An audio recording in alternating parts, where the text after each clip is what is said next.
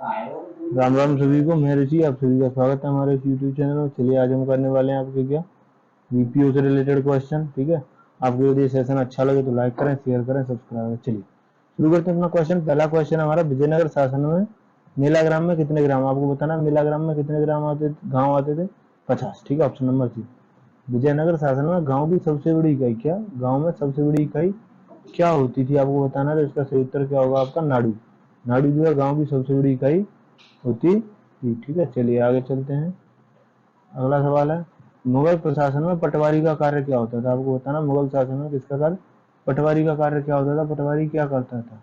ठीक है, तो पटवारी क्या करता था? पटवारी जो है ग्राम प्रधान का सहायक होता था। ए मान लीजिए, सी मान लीजिए, दोनों जो है सही हो सकते हैं। ठीक है, चलिए आगे आते हैं अगले सवाल पर। नेक्स्ट क्वेश्चन है हमारा, मुगल शासन व्यवस्था में गांव पर पतरी भूमि, कैसी भूमि, पड़ती भूमि एवं चारागाह भूमि का अधिकार किसका होता था? ठीक है, तो किसका होता था? बिल्कुल सही, आपका राज्य का होता था। ठीक है, चलिए ग्राम पंचायत का रिकॉर्ड कौन संभालता था, आपको बताना है। ग्राम पंचायत का रिकॉर्ड कौन संभालता था? बिल्कुल सही जवाब, सचिव रखता था। ठीक है, चलिए आगे आते हैं अपने अगले सवाल की तरफ।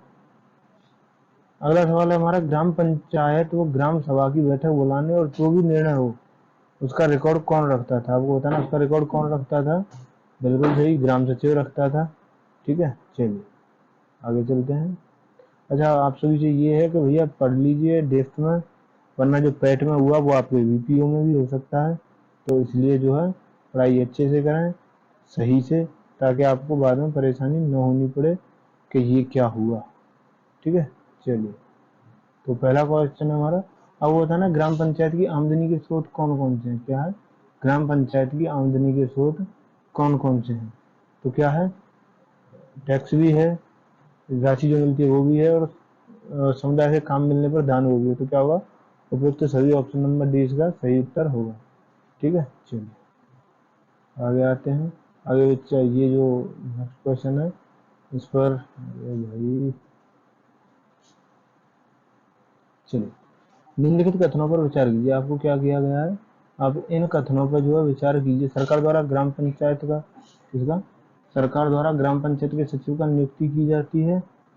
ठीक है, क्या करना है? नियुक्ति की जाती है, बिल्कुल सही की जाती है, बिल्कुल सही। कई बार में विभक्त होता है, बिल्कुल सही, विभक्त को क्या कहा जाता है? वार्ड पंच, बिल्कुल सही। सचिव का कार्य ग्राम सभा के, ग्राम पंचायत के बुलाओं को, बिल्कुल सही। तो क्या होगा इसका? तीनों सही। क्या होगा इसका? तीनों सत्य हैं। ऑप्शन नंबर 1, 2, 3 तीनों सत्य हैं। ठीक है, सी सही है। चलिए आपको बताना है अगला सवाल। अगला सवाल क्या है, एक पंचायत क्षेत्र में रहने वाले, एक सेकंड आगे लेते हैं इसको। एक पंचायत क्षेत्र में रहने वाले सभी व्यक्तियों की सभा क्या कहलाती है? बिल्कुल सही, आपकी क्या कहलाती है? ग्राम सभा। ठीक है, आगे आते हैं। पंचायत के सदस्यों को भी कहा जाता है, आपको बताना क्या?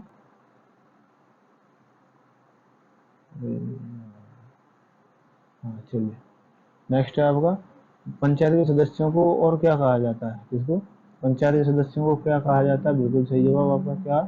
पंच कहा जाता है। क्या आएगा इसका जवाब का? पंच कहा जाता है। ठीक है, चलिए आगे चलते हैं अपने अगले सवाल की तरफ। आपको बताना है इन कथनों पर विचार करना और इनमें से कौन सा गलत है। क्या बताना है? इनमें से कौन सा गलत है। ठीक है, तो पंचायती राज जिस क्षेत्र में पंचायत समिति होती है, ये भी सही है आपका। पहला क्या है, ग्राम पंचायत के बाद दूसरा स्तर क्षेत्र पंचायत का, सही है। संविधान में निर्देशों के अनुसार देश राज्य ने पंचायत से जुड़े कानून बनाए जाते हैं, ये भी सही है। और उसने पूछा क्या गलत, तो ये दोनों सही है, इसलिए इसका उत्तर क्या होगा? न तो एक न ही दो। क्या होगा? न तो एक न ही दो। ठीक है, चलिए आगे आते हैं। नेक्स्ट है आपका, निम्नलिखित कथनों पर विचार कीजिए। आपको जो है इन कथनों पर विचार करना है कि कौन सा असत्य है। ठीक है, तो बताइए कौन सा असत्य है। ठीक है, एक गांव या एक से ज्यादा हो सकते हैं, बिल्कुल सही जवाब आपका, एक गांव या एक से ज्यादा हो सकते हैं। ठीक है, ये भी सही है। 18 वर्ष से अधिक के जो है वोट देने का अधिकार है, बिल्कुल सही। तो क्या पूछा है इसने, ये हमेशा ध्यान रखना, पूछ सकते तो क्या होगा? न तो एक न ही दो। ठीक है, चलो अगला सवाल। पंचायत समिति के ऊपर के स्तर को क्या कहा जाता है, यानी पंचायत समिति के से ऊपर जो होता है उसको क्या कहा जाता है, पंचायत समिति से ऊपर या क्षेत्र पंचायत से ऊपर जिला पंचायत। ठीक है, चलो अगले सवाल पे आते हैं। अगला सवाल है हमारा, ग्राम सचिव की नियुक्ति कौन करता है, किसकी, ग्राम सचिव की नियुक्ति कौन करता है, सरकार करती है। पंचायती विषय को किसकी सूची में आता है, क्या है, पंचायती राज किसकी सूची में है, तो राज्य सूची में है। ठीक है, चलिए आगे अपने अगले सवाल पर।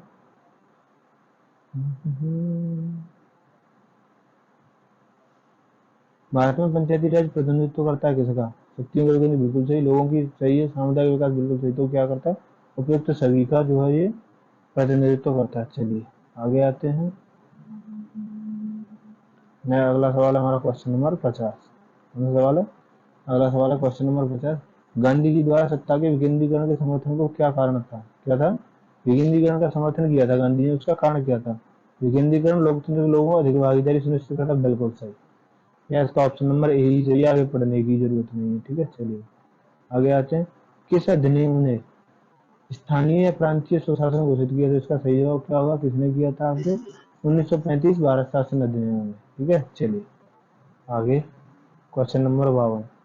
क्वेश्चन नंबर 52 क्या कहता है, भारत के संविधान में पंचायतों एवं नगर पालिकाओं के संबंध में वो हुआ था, कौन सा संशोधन, 73 और 74। उस समय आपके प्रधानमंत्री कौन थे, तो बिल्कुल सही जवाब पीवी नरसिम्हा राव थे। ठीक है, याद रखना, अच्छा सवाल है। चलिए अगले सवाल पे आते हैं, क्वेश्चन नंबर 53।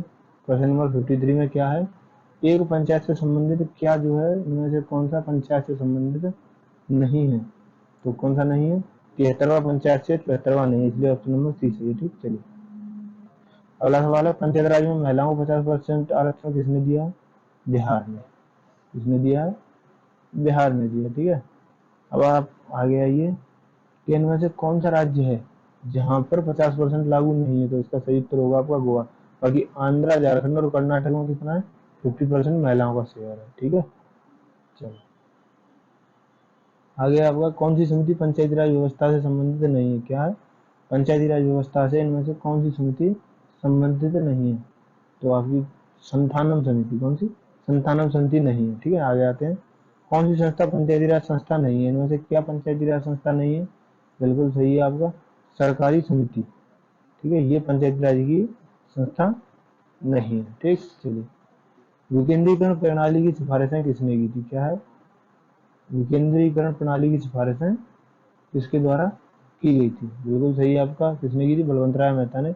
11वीं अनुसूची में दर्ज विषय, इनमें से कौन सा विषय है जो आपके 11वीं अनुसूची में नहीं है, बिल्कुल सही है आपका, क्या सा है, अग्निशमन की सेवाएं पंचायती राज में नहीं आती है। ठीक है, ये राज्य सूची का विषय है, राज्य के कार्य हैं, ग्राम पंचायत के नहीं है। ठीक है, आइए अल्पसंख्यकों के लिए, किसके लिए, अल्पसंख्यकों के लिए पंचायतों में आरक्षण का प्रावधान किस राज्य में है।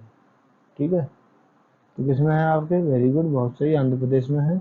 आगे आते हैं, सामुदायिक विकास कार्यक्रम की किसकी, यूएनडीपी। यूएनडीपी की शुरुआत कब हुई थी, तो ये हुई थी 2 अक्टूबर 1952 को, कब हुई थी, 2 अक्टूबर 1952 को। और आपको याद रखना है कि 1952 में हुई थी, तो उस हिसाब से भी एक ही टिक लग रहा है। चलिए आगे आते हैं, आपको बताना है इटावा परियोजना का संबंध किससे, कौन सी परियोजना, इटावा परियोजना। ठीक है, तो इटावा परियोजना किससे संबंधित है, ग्रामीण विकास से। ठीक, आइए इटावा परियोजना की शुरुआत कब हुई थी, क्या था, इटावा परियोजना की शुरुआत कब हुई थी, तो उसकी शुरुआत हुई थी 1948, 1948 में। ठीक, चलिए आगे आते हैं अगले सवाल पर। अगला सवाल है आपका, सामुदायिक विकास कार्यक्रम का सर्वप्रथम कितने विकास खंडों में लागू किया गया था, क्या था, कितने विकास खंडों में ये लागू था। ठीक है, बताइए कितनों में था, वेरी गुड, आपके 55 खंडों में था। ठीक है, चलिए आगे चलते हैं हम।